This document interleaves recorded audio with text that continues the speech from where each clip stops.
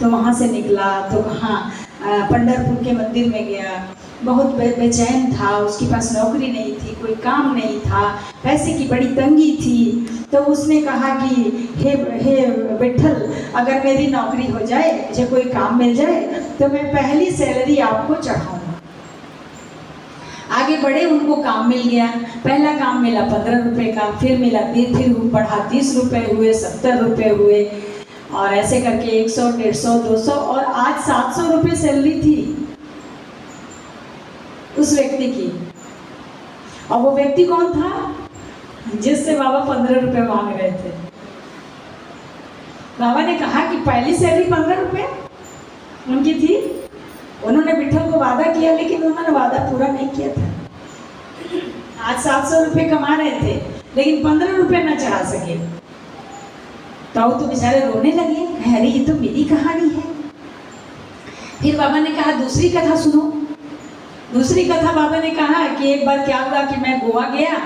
तो गोवा गया तो एक सेठ ने मुझे अपना स्थान दिया, अपना दालान दिया रहने के लिए। मैं उसमें रहने लगा तो उसका एक रसोइया था जो ब्राह्मण था, और बहुत दिनों से सेठ की सेवा करता था। उसने मेरी भी सेवा की, लेकिन न जाने रात में उसे क्या हुआ कि उसका जो कमरा था मेरे खिड़की के पास था, और वो खिड़की के नीचे अलमारी थी, दीवार की अलमारी।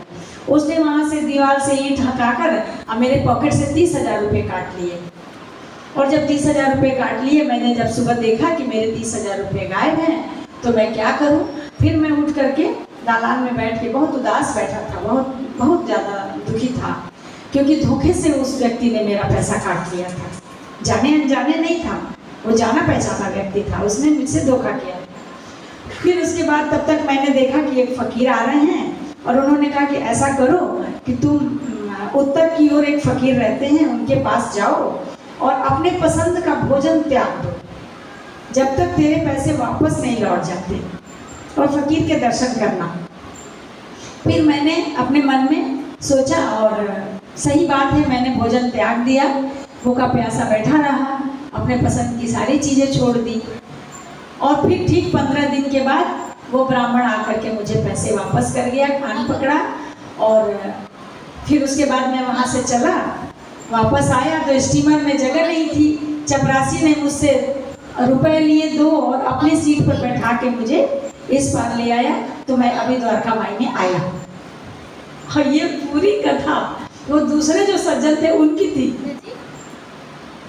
2 लोग आए थे ना गोवा से मिलने बाबा से, तो पहली कथा 15 रुपए वाली थी, और दूसरी कथा ये 30,000 जिनकी चोरी हुई थी। वो बहुत बड़े सेठ थे, इसलिए वो 35 रुपये बाबा को दे रहे थे। ये बाबा ने नहीं लिया, कहा मैं नहीं लूँगा, तुमने सिर्फ वादा किया था दर्शन करने आऊँगा, तो दर्शन तो कर लिया ना, और पैसे क्यों लूँ?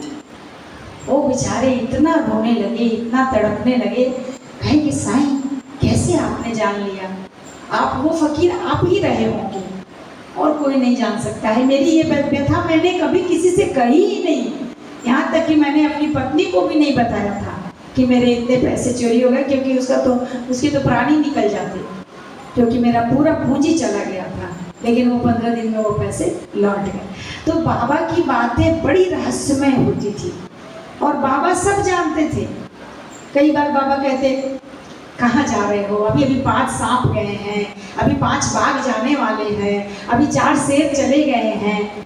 अब लोग अंदाजा लगा रहे हैं बाबा क्या बोल रहे हैं, लेकिन उस 5 सांप, उस शेर और उस बाघ के पीछे बाबा की क्या मंशा होती थी, ये चीज़ें बाद में पता चलती थी। एक भक्त में है आंध्र प्रदेश के एक किराल भगत। एक किराल भगत ने एक किताब लिखी है मेरे साईं बाबा, उसका हिंदी हम पढ़े। उसमें ऐसी ऐसी कथाएं हैं साईनाथ की कि जिसको पढ़ने के बाद इंसान एकदम चक्कर में पड़ जाए। आम बुद्धि वाले को तो समझ में ही नहीं आने वाला है, वो बहुत चिंतन और गहन अध्ययन का विषय है। तो बाबा को ना तो लोग समझ पाए और ना समझ पाते हैं, और ना ही समझने की कोशिश करते हैं, बस यूं ही। लेकिन हाँ, अगर आप भक्त हैं, उनको हृदय में रखते हैं, तो कभी कभी बेमौके वो समझाते हैं आपको। तो प्रेम से बोलिए साईनाथ महाराज की जय। भक्ति की छलके गगरिया, चलो शिरडी नगरिया, भक्ति